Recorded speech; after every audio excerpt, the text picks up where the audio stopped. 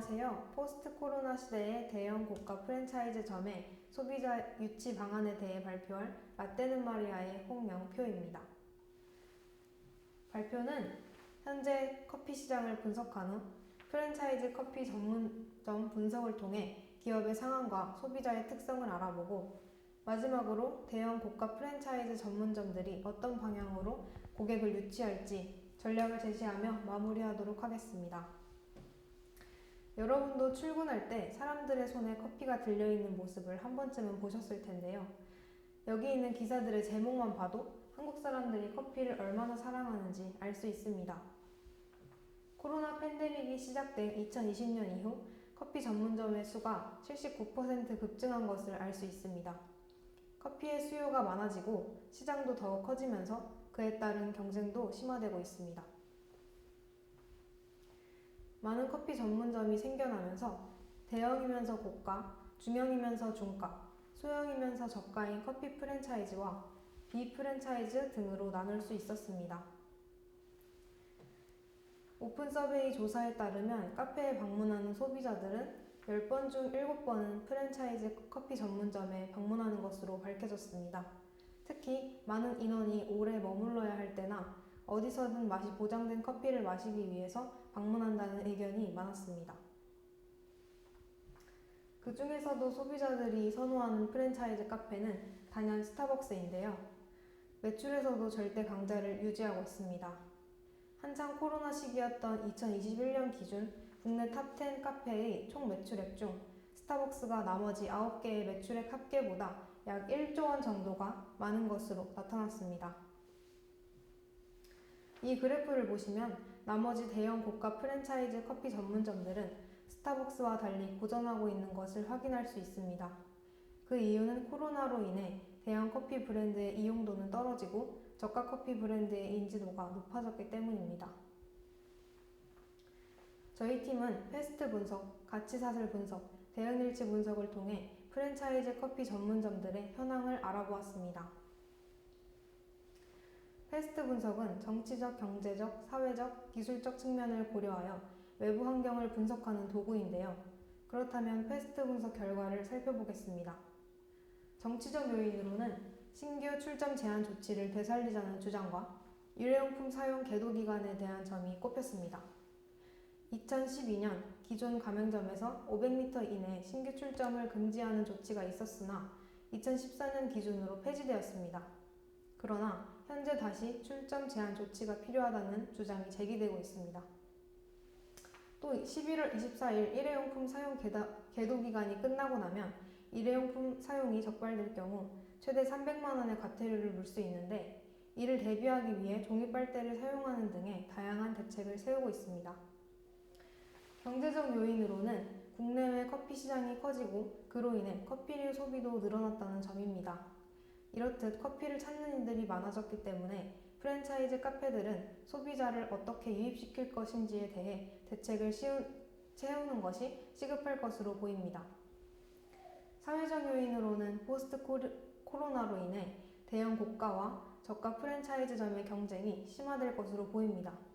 코로나 시기에 테이크아웃 기반의 저가 커피 전문점의 방문객이 증가하면서 대형 고가 커피 전문점의 매출이 하락했습니다. 그러나 코로나가 완화되면서 대형 고가 커피 전문점들의 인지도가 회복되어 더욱 경쟁이 심화될 것으로 보입니다. 또 최근 장시간 카페를 이용하는 사람이 증가하였고 그것을 전략화하는 경우도 생기고 있습니다. 기술적 요인으로는 카페에 대한 정보량이 늘어나고 주문과 결제의 질이 향상된 점이 있습니다. 한 설문조사에 따르면 카페에 방문하기 전 정보를 찾는다고 답한 응답자가 반대 응답자보다 약 30배가량 높은 것으로 분석되었습니다. 그리고 대부분의 브랜드가 자체 카페 앱을 개발하면서 보다 정확한 주문을 할 수 있게 되었습니다. 다음으로는 가치사슬 분석을 살펴보겠습니다. 가치사슬은 기업이 자신의 경쟁적 지위를 파악하고 이를 향상할 지점을 찾기 위해 사용하는 모형으로 기업 활동을 본원적 활동과 지원적 활동으로 나누어 분석합니다. 먼저 본원적 활동에서 물류 투입의 강점은 공급업체와의 장기적이고 안정적인 계약을 들 수 있고 약점으로는 원두의 종류가 한정적이라는 점과 재고 관리에 비용이 많이 든다는 점입니다. 운영활동은 운영체제와 레시피가 체계화되어 있다는 점이 강점이지만 트렌드에 따르기 위해 레시피가 자주 추가되는 경향이 있다는 약점이 존재합니다. 물류 산출의 강점은 안정적으로 재고를 확보할 수 있다는 점입니다. 그러나 메뉴의 인기로 빠르게 소진되어 일시적인 단종으로 이어질 수 있다는 약점이 있습니다. 마케팅과 영업의 강점으로는 스타 마케팅 전략을 활용할 수 있다는 점입니다. 그러나 광고 모델과의 계약 문제가 생길 수 있으며 타사와의 광고 경쟁이 생길 수도 있습니다. 서비스의 강점은 앱을 활용하여 주문과 결제를 진행한다는 점이고 개발 직원의 의존도가 높다는 점이 약점이 될 수 있습니다. 다음으로 기업의 지원 활동을 살펴보겠습니다. 기업 구조의 강점은 프랜차이즈라는 이미지를 활용한 경영 방식과 마케팅을 통한 인지도 활용이 있습니다. 그러나 높은 관리 비용이 들고 많은 가맹점을 관리하는 데 어려움이 존재할 수 있습니다. 인사관리의 장점은 체계적으로 채용과 교육을 진행한다는 점입니다. 그러나 이로 인해 높은 인건비와 교육비가 발생한다는 약점이 있습니다.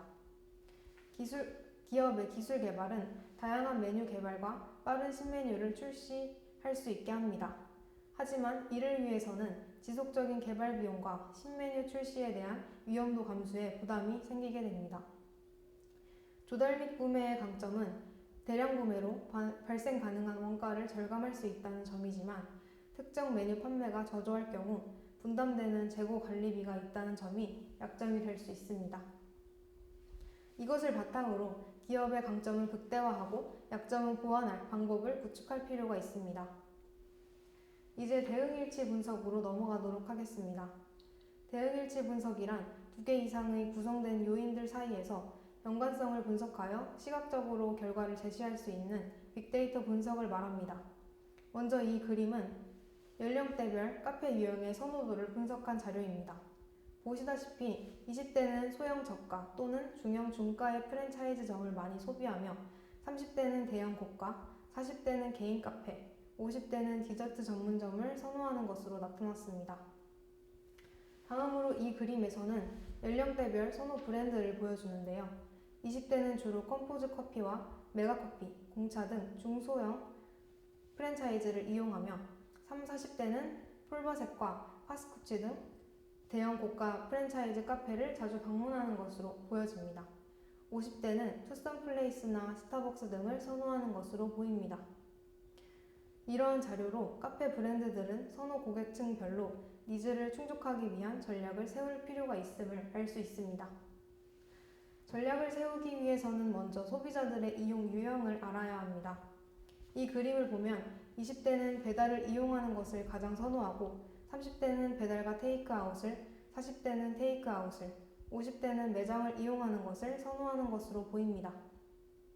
이는 배달앱이나 개별 카페 앱을 20, 30대가 많이 사용하기 때문에 나타나는 결과라고 해석할 수 있겠습니다. 마지막으로 연령대별 카페의 매장 및 테이크아웃 이용 이유에 대해서 살펴보도록 하겠습니다. 저가 소형 브랜드의 경우 매장 및 테이크아웃 모두 가격이 저렴하여 방문한다고 합니다. 또한 음료가 다양하고 번화가의 위치에 직장 혹은 집과 가까운 곳에 있다는 점 등이 중형 중가 커피 프랜차이즈점의 매장 및 테이크아웃 이용 요인으로 보입니다. 대형 고가 프랜차이즈점의 경우 브랜드별로 선호 이유 및 이용도가 달랐는데요. 가장 대표적인 것은 기프티콘 사용이 가능하다는 점이었습니다. 테이크아웃의 경우 드라이브 스루가 가능하다는 점 또한 이용 요인으로 분석되었습니다. 이러한 각 프랜차이즈점의 선호 요인들에 맞춰 전략을 구축 및 강화해야 할 것입니다. 그리하여 대응일치 분석 결과를 요약해보자면 20, 30대가 커피 프랜차이즈를 많이 이용하며 특히 30대는 대형 고가 커피 프랜차이즈를 많이 방문한다는 것을 알 수 있었습니다. 또 코로나 팬데믹 이후 배달 어플로 주문하는 소비자가 증가하였으며 기프티콘 및 드라이브 스루 방식 등을 활용하여 서비스에 대한 만족을 높이고 있다는 점 또한 알 수 있었습니다.